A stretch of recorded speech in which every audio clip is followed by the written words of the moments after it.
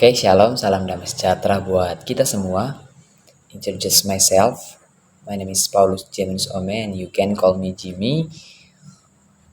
My study number 23103163. And then di kesempatan kali ini saya akan membahas mengenai 4 topik dalam konteks ilmu statistika dasar. Ini juga sebagai pemenuhan mata kuliah statistika dasar sebagaimana untuk memenuhi tugas UTS saya. Jadi di kesempatan kali ini saya akan memaparkan mengenai definisi tentang statistik dan apakah ada perbedaan antara keduanya. Dan kemudian kedua saya akan memperjelas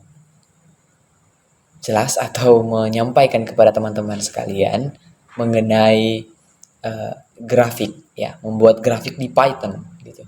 Jadi yang ketiga adalah membuat tabel distribusi frekuensi, dan yang keempat atau yang terakhir adalah pemusatan data atau mean. Dan di kesempatan ini saya akan membaginya menjadi dua. Yang pertama adalah pembahasan tentang teori dan yang kedua adalah praktek. Dan di video ini saya akan menjelaskan lengkap semua teori dan praktek. Jadi saya akan menjelaskan dari teori-teorinya terlebih dahulu mengenai statistika dasar. Mari kita simak teman-teman videonya. Jangan kemana-mana. Tapi kalau mau kemana-mana juga nggak apa-apa. Terima kasih. Simak video selanjutnya. Oke, teman-teman, terima kasih sudah menyimak untuk klip saya, video saya. Jadi di sini saya akan membagi presentasi atau penjelasan saya itu menjadi dua bagian. Yang pertama bagian teori dan yang kedua bagian praktek, ya. Jadi selamat datang di bagian teori.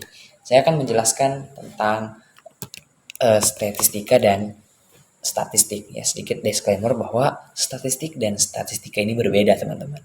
Jadi statistika, ya, ini adalah ilmu yang mempelajari cara pengumpulan data, ya, cara mengumpulkan data atau mengelola data. Sedangkan statistik merupakan sekumpulan data, bilangan maupun non bilangan yang disusun pada satu tabel atau diagram, begitu. Namun tidak berhenti sampai di situ saja. Teman-teman akan dipertemukan dengan jenis-jenis statistik dan juga jenis-jenis statistika, maksudnya saya. Jadi teman-teman akan dipertemukan yang namanya jenis-jenis statistika. Yang pertama ada statistika deskriptif dan statistika inferensial. Yang dimana statistik deskriptif merupakan tata cara untuk mengatur dan meringkas informasi. Statistika deskriptif merupakan grafik, ada yang bentuk grafik maksudnya, diagram dan tabel serta perhitungan beberapa macam pengukuran seperti rata-rata, variasi, persentil, dan lain sebagainya. Kemudian bagian statistika inferensial. Statistika inferensial adalah tata cara untuk menggambarkan dan menarik kesimpulan mengenai populasi berdasarkan informasi yang diperoleh dari sampel. Kemudian teman-teman akan dipertemukan juga namanya tipe data statistik. Tipe data statistik ini teman-teman terbagi menjadi 4 ya. 4. Jadi pertama ada data nominal, yang kedua data ordinal, data interval, dan data rasio. Yang dimana ini dari keempat ini ternyata sumbernya itu dari dua sifat, ya. Yang pertama tadi adalah data nominal dan data ordinal. Data ordinal ini dari sifat kualitatif, sedangkan data interval dan rasio ini dari sifat kuantitatif, gitu. Jadi tipe data ini memiliki 4 jenis, ya, 4 jenis, dan keempatnya juga dibagi menjadi 2. Ada yang dari kualitatif dan juga ada yang dari kuantitatif. Sedangkan Daripada itu, teman-teman, ternyata ada klasifikasi jenis data juga. Yang pertama ada menurut sifatnya. Kalau menurut sifat itu jenis-jenis data itu ada dari sifat, itu ada yang kualitatif, ada juga yang kuantitatif seperti yang saya jelaskan sebelumnya tadi. Kemudian klasifikasi jenis data itu dari sumbernya. Kalau dari sumbernya itu ada dua juga. Yang pertama ada yang eh, primer, ada yang sekunder. Yang ketiga adalah ketika kita ingin mengklasifikasi jenis data itu ternyata ada dari cara memperolehnya. Cara memperolehnya juga ada dua. Yang pertama ada dari sensus, ada dari sampling. Yang keempat adalah dari waktu pengumpulan data tersebut. Ketika kita ingin mengklasifikasi data tersebut, itu juga ternyata kalau mau dilihat dari waktu pengumpulan itu ada dua. Yang pertama adalah cross section dan yang kedua adalah time series. Jadi teman-teman, seperti yang saya jelaskan sebelum-sebelumnya, dalam ilmu statistika yang berkaitan dengan data-data ini, ternyata ada dua tipe cara penyajian data tersebut. Ada yang berbentuk tabel dan ada yang gambar, seperti saya jelaskan juga di menit-menit sebelumnya tadi. Yang tentunya pasti memiliki berbeda tujuannya. Yang pertama, memberikan gambar yang sistematis tentang peristiwa-peristiwa yang merupakan hasil penelitian atau observasi data tersebut. Kemudian data lebih cepat ditangkap dan dimengerti ketika kita menggunakan diagram atau menggunakan eh, apa namanya tabel ya kan. Kebanding kita menggunakan berbentuk teks informasi datanya, pasti kita akan menganalisis dan lebih lama mengelola data tersebut kebanding data tersebut dikelola dan disimpan dalam bentuk tabel dan grafik atau gambar. Dan teman-teman, dalam seperti yang saya sampaikan tadi, bagaimana data itu ditampilkan dalam bentuk jenis grafik atau gambar, itu terbagi menjadi 5 jenis ya. Pertama ada grafik. Banyak sebenarnya yang saya akan paparkan itu pertama ada bentuk grafik atau line chart atau grafik batang atau bar chart. Yang ketiga itu adalah grafik lingkaran atau pie chart. Yang keempat adalah grafik gambar atau pictogram card. Yang terakhir adalah diagram uh, pen chart atau uh, scatter diagram. Jadi ini masih bagian teori dan di video selanjutnya saya akan menjelaskan secara rinci tentang bagaimana pengaplikasian dan pembentukan diagram-diagram ini di dalam Python. Simak video ini sampai selesai. Oke, teman-teman, ini dia kita memasuki sesi praktek usai kita menjelaskan bagaimana teori-teori yang ada dalam statistika, baik pun itu statistik dan juga data-data yang ada. Saat ini kita akan masuk teori tentang bagaimana memvisualisasikan data tersebut dengan bentuk yang lebih menarik, yakni dalam bentuk diagram, grafik, dan bentuk lainnya. Jadi kita akan menggunakan Google Colab di sini dengan menggunakan bahasa Python ya, bahasa pemrogram Python. Teman-teman, pertama yang kita masukkan itu adalah import matplotlib titik pplot as plt ya, seperti ini. Jadi teman-teman, baris ini mengimpor library matplotlib dan menetapkan alias plt untuk menggunakan yang lebih mudah gitu. Setelah itu teman-teman, kita masukkan yang namanya variabel x dan y-nya. Dan saya akan menyesuaikan dengan sedikit contoh saya. Dengan x itu adalah mewakili data pada tahunnya dan y-nya akan mewakili isi data-data yang berisikan pendapatan atau berisikan hasil penjualan. Ya, jadi hasilnya akan seperti ini. Yang dimana ini merupakan definisi data untuk sumbu X dan sumbu Y, yang dimana sumbu X berisi tahun-tahun dari 2002 hingga 2007, sedangkan sumbu Y itu berisi data penjualan perusahaan PT saya ya, PT Paulus saya tuliskan. Dan kemudian menggunakan fungsi plt plot digunakan untuk membuat plot garis dengan data yang diberikan, yang menggunakan parameter marker untuk menentukan tanda yang digunakan untuk menandai titik-titik. Dalam hal ini juga akan menggunakan O ya, menggunakan O yang jadi penanda warna untuk menentukan warna garisnya. Dan saya menggunakan warna biru serta menggunakan line style untuk menentukan gaya garis. Dalam hal ini garis putus-putus. Jadi kurang lebih seperti ini, teman-teman menggunakan keyword seperti ini ya, plt.plot x y marker dengan petik 2 ya, O, kemudian color, kemudian selipkan warna yang ingin teman-teman pakai, dan menggunakan line style gayanya dan gaya-gaya untuk menggaris-garisnya gitu teman-teman. Dan kemudian saya akan menggunakan yang namanya PLT yang saya singkat tadi, dot little, dengan memasukkan keterangannya menjadi PT Paulus punya gitu ya, PPJ gitu. Dan fungsi ini digunakan untuk menambahkan judul ke plot judul ya. Jadi di diagramnya nanti akan muncul judul yang saya masukkan.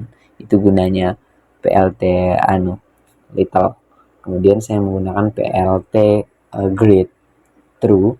Ini digunakan untuk menampilkan grid atau garis-garis menyambung kode yang di atas tadi.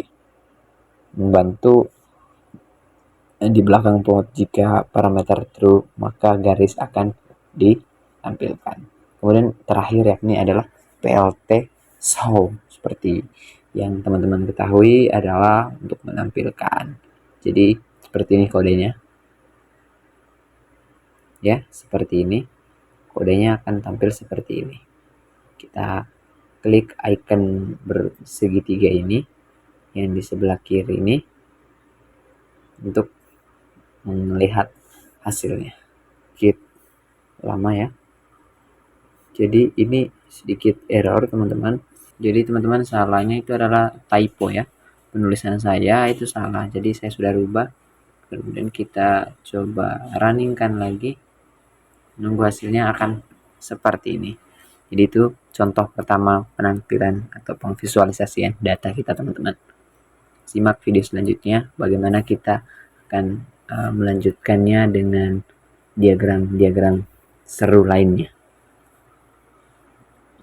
Seperti diagram pie dengan diagram batang ya. Ya, jadi bagian kedua itu seperti ini. Itu kita akan membuat diagram dalam bentuk diagram pie. Jadi kenapa dikatakan seperti itu? Mungkin terlihat kayak kue pie ya, bulat. Dan seperti ini kode yang sudah saya siapkan kurang lebih tidak terlalu jauh seperti kode yang sebelumnya. Hanya yang membedakannya itu adalah pada bagian persen 1.1 F persen-persennya itu berguna untuk membuat diagram pie. Fungsi ini menerima beberapa parameter, diantaranya adalah size untuk menyediakan data nilai, atau labels untuk menyediakan label untuk setiap stok, dan untuk menambahkan presentase pada setiap sektornya. Jadi hasilnya akan seperti ini teman-teman. Ya, ini saya akan membuat diagram kue kesukaan orang Indonesia ya, Indo. Itu ada 30% untuk donat, yang suka dengan pisang goreng ada 25%, kue cucur 25%, dan bolu kukus ya, seharusnya bolu kukus itu ada 20%.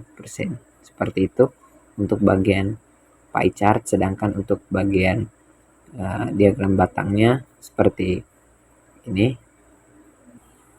ya. Jadi bagian yang ketiga kita menggunakan bar ya, diagram batang. di mana saya akan menggunakan contoh kasus seperti penjualan buku per kategorinya ya. Jadi coba kita running, akan menghasilkan jeng jeng seperti apa, prok prok prok, sedikit lama ya, kencring. Oke, seperti ini teman-teman. Jadi seperti itu tadi, bagaimana kita memvisualisasikan data-data dalam bentuk tabel ya, dalam bentuk batang dan juga diagram lainnya dalam bentuk pie. Kemudian simak kembali video saya tentang bagaimana kita akan membuat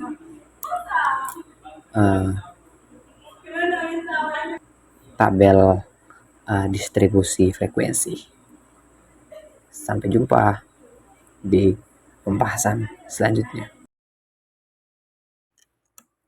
Ya, teman-teman, seperti yang saya sampaikan, selamat datang kembali di pembahasan lanjutan saya, dan sekarang kita akan membahas mengenai bagian ketiga ya. Bagian ketiga ini. Bagian ketiga, bisa teman-teman lihat, yakni membuat tabel ya. Membuat tabel distribusi frekuensi. Kita akan membahas mengenai itu semua. Ya.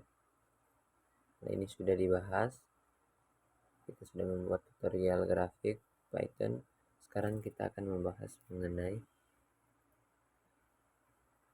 poin ketiga. Ya.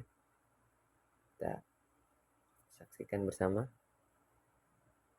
Ini dia. Siap. Teman-teman, ini merupakan data yang perlu kita kelola, tapi sebelumnya kita harus mengaji terlebih dahulu juga tentang bagaimana teori-teori yang ada dalam distribusi frekuensi ya. Di saat kita membuat tabel distribusi frekuensi itu ada banyak hal yang perlu kita pelajari mengenai teorinya. Mari kita simak bersama-sama. Ya, seperti ini. Yang pertama, teman-teman, kita harus memahami juga tentang bagaimana ketersebaran jenis-jenisan dari distribusi frekuensi ini. Ada yang frekuensi kuantitatif ya, seperti yang bisa teman-teman lihat, ada kuantitatif, ada juga yang berbentuk frekuensi kuantitatif, yang dimana kalau teman-teman perhatikan distribusi frekuensi kuantitatif atau kategori data kelompok, data itu dikelompokkan dalam bentuk rata-rata kategori ya.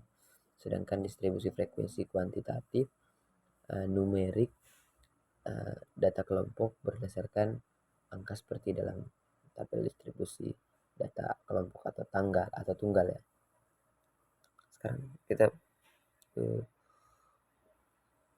beralih ke macam-macam tabel distribusi. Ya, teman-teman bisa lihat dan simak macam-macam tabel distribusi frekuensi. Yang pertama ada tabel distribusi frekuensi data tunggal. Itu menampilkan data tunggal tanpa mengelompokkan ya, karena kan dia sendiri.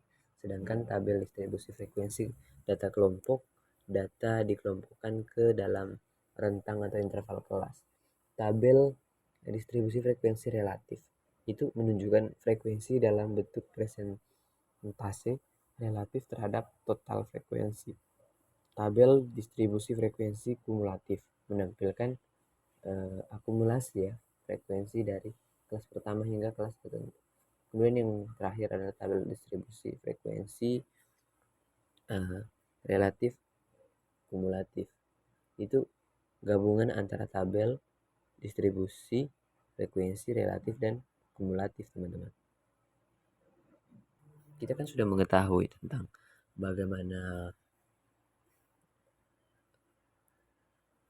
macam-macamnya, bagaimana apa ya, seperti dibahas tadi bagaimana macam-macam distribusi frekuensi, bagaimana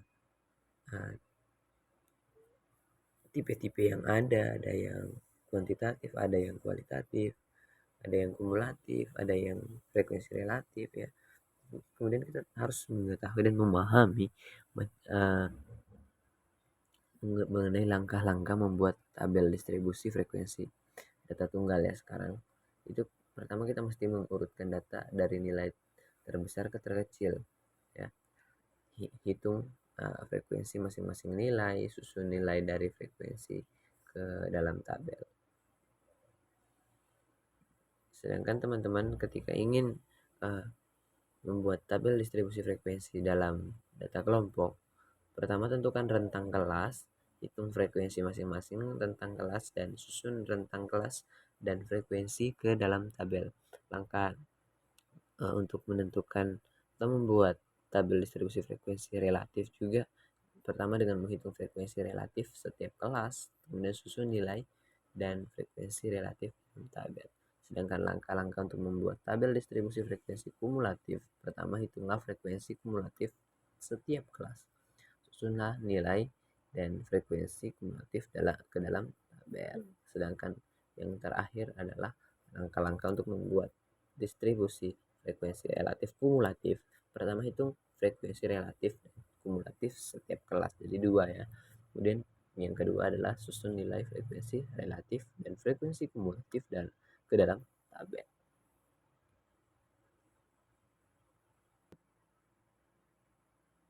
Oke teman-teman, kita akan beralih ya ke dalam bentuk teorinya, prakteknya. Saya sudah siapkan ya. Ini merupakan data dari mahasiswa sistem informasi ya, ada 45 orang mahasiswa.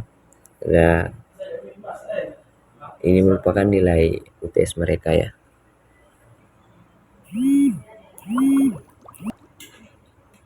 Oke teman-teman, bagian kiri atas ini yang bertandakan tabel kuning ini merupakan data yang masih rincu ya, masih acak. Dari 45 orang ini tadi akan saya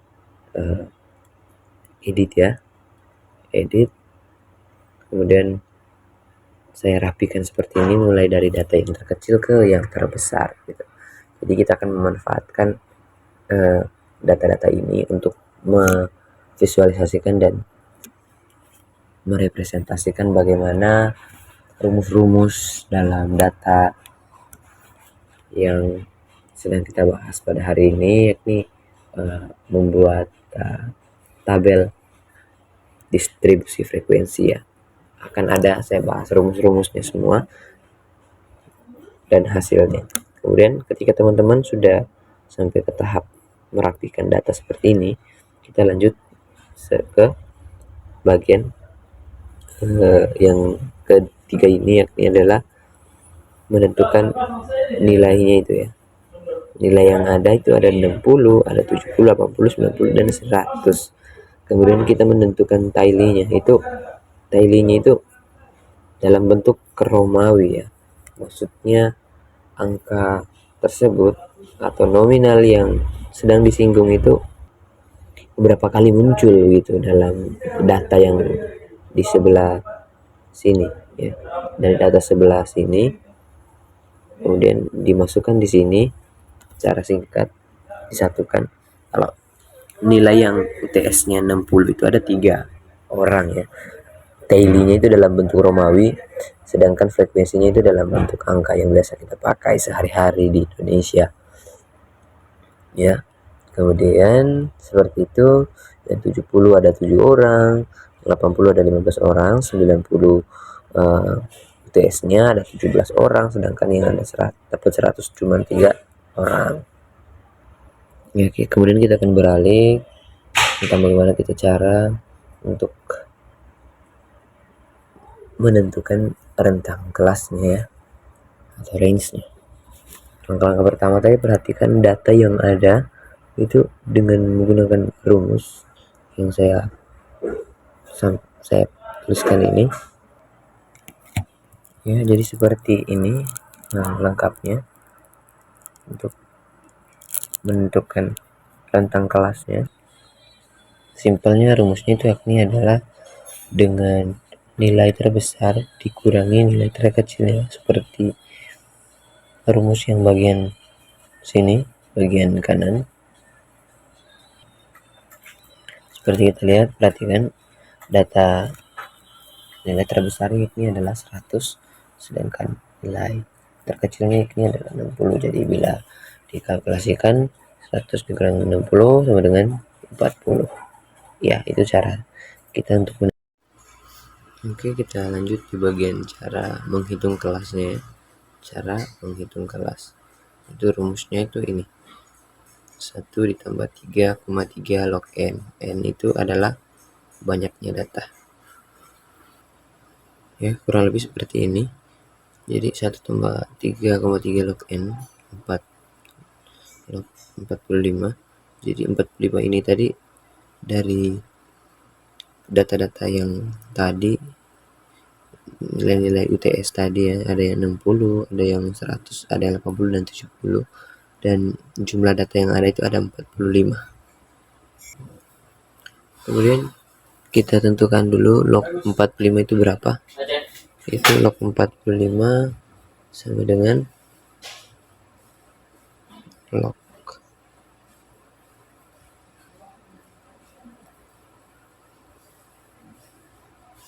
1653. Sekarang kita coba eksekusi dengan menggunakan rumus yang ada.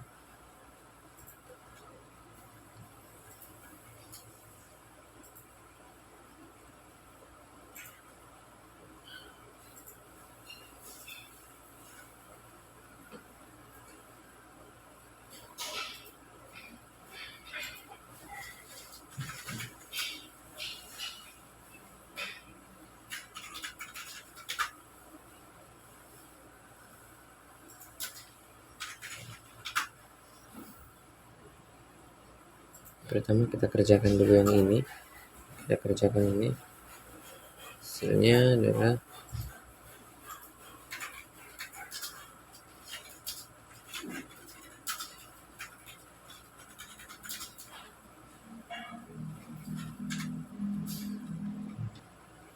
ya, hasilnya ini ya. Ini hasilnya. Dan kalau dijumlahkan kembali, hasilnya berarti 6,469. Tapi dari model data seperti ini bisa teman-teman bulatkan ke atas. Bulatkan ke atas ini menjadi 7 ya. Ya, kita lanjut bagian rumus. Panjang kelasnya itu seperti ini. Contohnya 40 dibagi 7 sama dengan 5,71 ya. Jadi kurang lebih seperti ini. Ya, kita lanjut ke rumus frekuensi relatif. Itu teman-teman caranya itu seperti ini.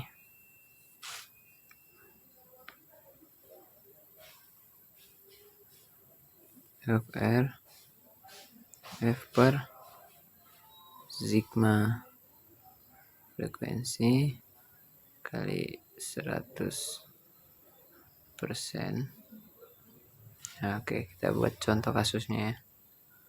Contoh untuk menentukannya dengan menggunakan rumus ini, itu untuk nilai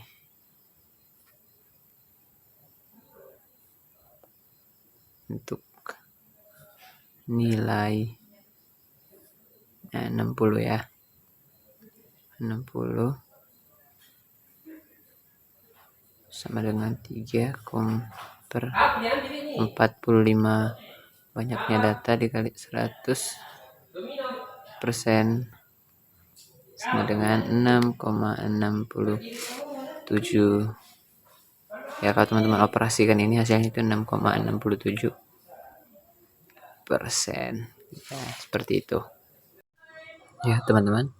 Sekarang kita bahas mengenai frekuensi kumulatifnya. Jadi untuk contoh kasusnya seperti data-data yang saya munculkan tadi itu, teman-teman, seperti ini. Kita masukkan 3 ya. 3 ini merepresentasikan atau mewakili 3 data dari yang kita masukkan tadi, yakni 60 ya. 60 itu ada 3, kemudian 70 ya, ditambah 70 itu ada banyak kembarannya, itu ada 7, sebanyak 7 gitu loh kembarannya. Sedangkan yang bagian yang 80 itu tadi ini banyaknya pada datanya itu ada sekitar 15 karakter gitu. Ini semua dijumlahkan sekitar 25. Jadi seperti itu. Oke, sekarang kita akan masuk membahas mengenai topik terakhir kita, yakni pemusatan data yang berkaitan juga dengan mean, modus, dan tentunya yang tidak asing lagi median ya. Kita mulai dari mean-nya. Rata-rata teman-teman, pertama itu seperti ini. Saya sudah menyiapkan data-datanya yang ada. Itu seperti nilai frekuensinya dengan perhatikan rumus seperti ini. Dan juga X1 dan FI frekuensinya yang dari sini. Dan juga X satunya gitu. Jadi teman-teman, kita akan membahasnya mulai dari lanjutannya X1 ini. Untuk mengerjakan ini kita harus menyelesaikan dulu bagian ini. Yang pertama adalah X1 ya. Jadi caranya teman-teman untuk mengisi kolom bagian ini yakni dengan teman-teman memperhatikan pada baris ini ada 21 sampai 25 ini itu di jumlah, kemudian dibagi 2, hasilnya adalah 23 ya. Itu cara pertama yang biasa dipakai.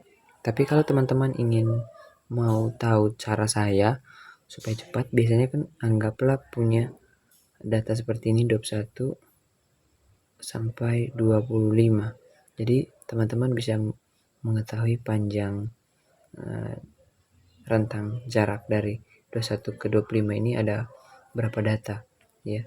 5 kan, dari semuanya 5 ya. Jadi dari 21, 22, 23, 24, 25, 5 semuanya kan, semua panjangnya itu 5. Jadi teman-teman tinggal membuat seperti ini, ada 1, 2, 3, 4, 5. Jadi tentunya teman-teman untuk menentukan berapa X1 nya ini itu sama dengan 23 tadi. Cara cepat saya ini itu seperti ini. Ini kan 21, 22, 23, 24, 25. Nah, ini cari yang di tengahnya, di antaranya ini. 1, ini kan ada 5 data. Kita sisipkan 2 di sini, bagian kiri, 2 ke kanan. Jadi seperti ini cara cepat saya. Jadi saya tinggal ketika ada muncul 26 lah sampai 30, saya tinggal menghitung 26 ditambah dengan 3 data selanjutnya, 26, 27 ya, 26, 27, 28. Berarti X1-nya itu 28 cara cepatnya. Tapi kalau teman-teman mau menjumlahkan dulu 26 tambah 30 mungkin terlalu lama, bisa menggunakan cara saya ini. Ini adalah tadi dari 26, 27, 28, 29, 30. Oke, nah 1, 2, 3 ya. Menambahkan 3 data selanjutnya gitu. Dari 26 tambah 3. 26 26 ditambahkan dengan data yang sama lagi, atau mungkin terlalu pusing juga terserah. Tapi kalau cara cepat saya itu seperti itu. Oke ya, kita lanjut. Jadi kalau teman-teman udah tahu cara-caranya, tinggal isi saja ya. 28 ini 33, 38, 4, 3, ini 4, 8. Oke, next. Kita masuk di bagian FI dikali X1. Seperti rumusnya ya, ikuti saja. FI ini dari sini, terus X1 ya dari X1. Kemudian caranya itu adalah 2 dikali 23 berapa? Ayo, berapa? 46.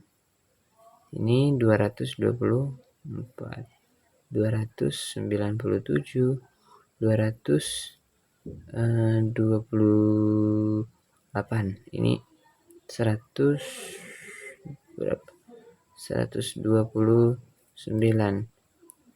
Ini 96. Seperti itu ya. Jadi seperti itu teman-teman, dan untuk melanjutkan mengisi semua data-data ini, cara penulisannya itu seperti ini ya. X lagi. Sigma FI kali X1. Semuanya totalnya adalah 1020. Jadi kemudian sekarang teman-teman lanjut di bagian mengerjakan ini main-nya. Rumusnya itu saya sudah siapkan juga teman-temannya. Rumusnya itu sigma FI kali X1 ya. Jadi X1 ini ya, ini adalah ini tadi, itu disimpan di sini, kemudian ini diambil, ini 30 ya. Ya, jadi ini 30 dari sini ya. Ini semua 30. And then hasilnya seperti ini. Mudah bukan? Kita bahas akan teman-teman lanjutan dari rumus ini. Saya sudah buat datanya seperti ini. Jadi ME 30,5 ini yakni adalah TB ini. Kenapa bisa sampai 30,5? Karena ini TB-nya itu relatif bawah 31 dikurangi 0,5, karena seperti itu rumusnya ya, selalu dikurangi dengan 0,5. Dan ketika 0,5 sudah didapat, kita lanjut N per 2 nya ini 30 ya, ini tadi N nya 30 dibagi 2 jadi 15. Ini 15 dikurangi 10 dan dikalikan dengan 5 hasilnya. Tadi kan 10, 15 kurang 10 kan 5. 5 dikali 5 25. Oke, kita tulis ulang. 30,5 tambah 25 per 9 ya. Ini 9, sorry. Kemudian lanjut 30,5 ini tambah dengan hasil 25 dibagi 9 hasilnya adalah 2,73 sama dengan 33,28 hasilnya ini. Selesai deh, gampang kan? Oke teman-teman, yang terakhir kita akan membahas bagian modusnya dari datanya. Saya akan siapkan dulu ya. Sudah ya, jadi teman-teman kita akan mencari nilai modus ya, dan kemudian kita harus cari tahu dulu letak kelas modusnya nanti di mana. Caranya itu dengan memperhatikan frekuensi ini yang paling tinggi itu di mana, yang mana ini kan ya. Jadi kita tandai ya. Oke teman-teman, ini kita sudah dapat kelasnya, kelas modusnya di sini. Jadi kita lanjutkan eksekusi dengan rumus. Rumusnya itu M O sama dengan TB tambah D1 per D1 tambah D2 kali P. Tinggal eksekusi deh rumus yang ada. Penting teman-teman mau ikuti aturan saja, maka bisa mengerjakannya. Dengan TB-nya itu masih berlaku seperti yang median tadi. Ini juga 31 kurang dengan 0,5 jadi 30,5 ditambah dengan apa? Ayo D1, bagaimana cara menentukan D1-nya? D1 itu sama dengan frekuensi yang sudah kita dapatkan, kelasnya kan 9.